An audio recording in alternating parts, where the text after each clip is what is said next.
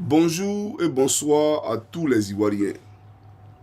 Et bonjour et bonsoir à toutes les Ivoiriennes. J'aimerais également saluer tous nos confrères africains et panafricains.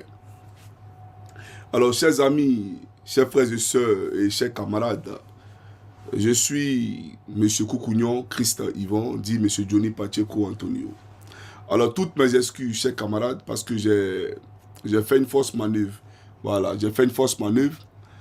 La flèche était posée sur Stop Streaming. Vous voyez un peu.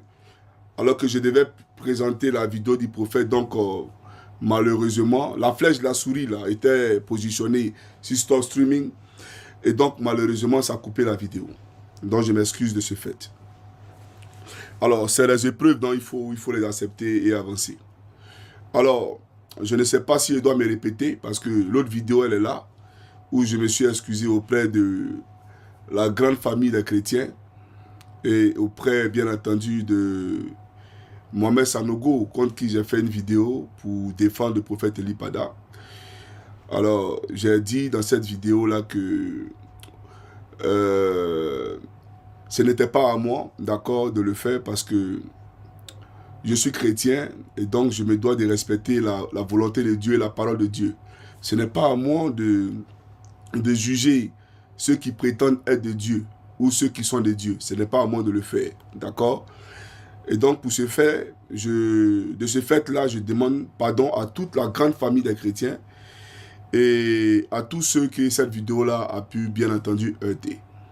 Alors, chers amis, je suis ici pour passer un message du prophète Elipada. Mais j'aimerais dire de prime abord que le grand frère Patrice qui est aux États-Unis, que je remercie, c'est grâce à lui d'ailleurs que nous avons eu, bien entendu, cette chaîne YouTube-là sur laquelle je m'exprime. Parce que ce matin, quand il m'a passé sa chaîne pour que je fasse sa vidéo, pour que je fasse la vidéo autant pour moi, je lui ai dit, grand frère, ils vont supprimer la chaîne. Il m'a dit, petit frère, il faut faire. Il faut faire. Et j'ai appelé Gbagbo Kone, j'ai appelé Soulé, j'ai appelé l'unique Baker. Et j'ai donné le lien de ma chaîne. Et j'ai demandé aux camarades, d'accord, d'en faire la promotion. Ce qui a été fait. Et dès qu'ils ont publié ça sur leurs pages respectives, la page YouTube a sauté. Voilà, elle a été supprimée. Et du coup, j'ai appelé le grand frère pour dire, ah, grand frère, ce que je t'avais dit là, c'est ce qui est arrivé, ta page a sauté. Et il était même en réunion, il a écourté sa réunion et il a fait ce qu'il avait à faire ou ce qu'il fallait faire. Et YouTube lui a redonné la page. Bon, je suppose que c'est parce que je n'ai pas encore parlé dessus. Je n'ai pas encore parlé dessus. Bon, on va voir ce que ça va donner. Mais en tout cas, c'est une première victoire.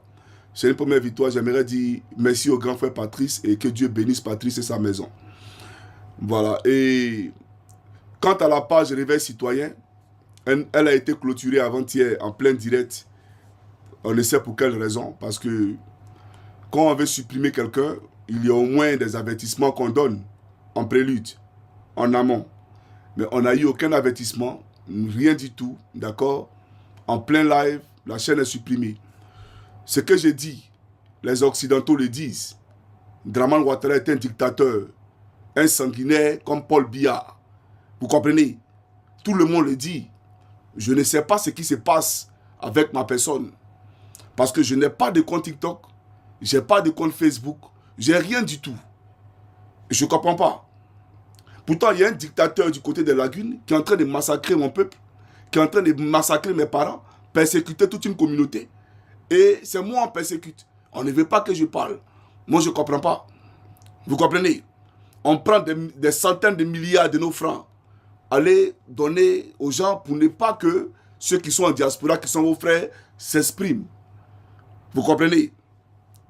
Donc, merci au frère Patrice. Et ce n'est pas ma page officielle qui a été supprimée là. Ce n'est pas ça qui m'a été redonné. Vous voyez que j'ai mis Johnny Pacheco aussi ça là parce que j'ai mis Réveil Citoyen, ils ont supprimé. Donc on met Johnny Pacheco en même temps, il y a quoi dedans? Parce que même si j'ai mis ma photo et même pas ma photo, ils vont supprimer. Donc voilà pourquoi j'ai décidé de mettre ma photo en même temps et mon nom. Donc faites ce que vous voulez. Voilà. Alors, chers amis, je réitère encore ici mes excuses à toute la communauté chrétienne. Et sachez que le prophète Eli Pada, il a aussi des fidèles. Il a aussi des fidèles. Et moi, je suis bien placé pour témoigner de son ministère. Je suis bien placé pour témoigner que Dieu utilise cet homme-là. Il y a une fois, une dame m'a envoyé un message pour transférer le message du prophète Eli Pada. Elle avait un mal, elle devait se faire opérer, elle voulait se faire opérer. Et elle demandait au prophète qu'est-ce qu'il voyait. Il m'a dit, Johnny, dis à cette fille-là que je ne vois pas de mort. Elle ne va pas mourir. Mais dans 3 ans, 3 mois, à telle heure, ce qu'elle allait enlever là, ça va revenir. Mais il faut lui dire que je rentrerai dans mon pays cette année. Qu'elle vienne à l'aéroport. Mais ce jour-là, il ne faudrait pas qu'elle porte un habit blanc. Parce qu'elle aura toute la honte de sa vie. Qu'elle se protège. Parce qu'elle va saigner au maximum. Et elle saignera à telle enseigne que, c'est-à-dire que tout va sortir. Elle ne m'aura même pas vu qu'elle sera délivrée. C'est-à-dire que simplement en ma présence, elle sera délivrée. Et dis à cette fille-là qu'elle chante dans une église. Et il a donné le nom. Je dis, moi, mon cœur battait. Je dis, mais la fille-là va dire qu'il manque, qu'elle n'est pas chante. Et puis, on dirait même que c'est moi, mais ils sont en train de parler. Vous voyez un peu. Et effectivement, le retour, elle me dit, effectivement, elle chante. Elle a commencé à pleurer. Puis il a détaillé des choses. Et je peux vous en citer comme ça des témoignages. Vous comprenez? C'est-à-dire que tellement j'ai porté ce prophète-là dans mon cœur, dans mon âme. Souvent, même quand il parle à les gens, je ne veux même pas qu'on dise que ah là, c'est faux. Mais tout ce qu'il dit est vrai. Donc je suis très bien placé pour vous témoigner de qui est cet homme-là. Donc quand le Mohamed Sanogo sort qu'il fait les choses, vous voyez, il a aussi des fidèles. Et moi, mais ici, sont fidèles aussi. Donc on n'est pas d'accord. Mais en tout état de cause, ce n'est pas à nous de juger. Voilà, ce n'est pas à nous. Il revient à l'Éternel de juger. Voilà, donc pour ça, pour cette sortie-là, je m'excuse. Et aucunement, j'ai dit que le prophète Mohamed Sanogo est un PD. Le pasteur Mohamed Sanogo est un PD. Jamais je ne parlais pas de lui. Voilà, il faut préciser aussi. Alors, chers amis, on va commencer la vidéo proprement dite. Je parlais de ce charlatan qui disait qu'il a connu le prophète Eli Pada à la Maka. Et que le prophète Eli Pada était quelqu'un, lorsque les filles qui étaient, d'accord, affectées par le VIH-Sida, arrivaient à comment on appelle ça, approchaient ce dernier-là à la Maka, il leur proposait d'aller avec elle, et puis elles allaient retrouver la guérison. Donc moi j'ai posé la question, dans la Maka de Draman, est-ce que là-bas, les femmes rentrent là-bas pour aller avec des hommes? Je ne sais pas. On est prisonnier ou on est dans un hôtel? Voilà la question qui est posée. Et je rends gloire à Dieu. D'accord? Et je suis très heureux. Voilà. Il faut que vous le compreniez. Alors aujourd'hui, je vais d'abord déconstruire cette histoire de Marine Le Pen. Parce que les gens vous bourrent le crâne. Eli Pada a prophétisé sur Marine Le Pen. Et ils ont dit que c'est faux. La prophétie n'est pas accomplie. Il n'y a pas de problème. Donc on va rentrer en profondeur d'abord dessus.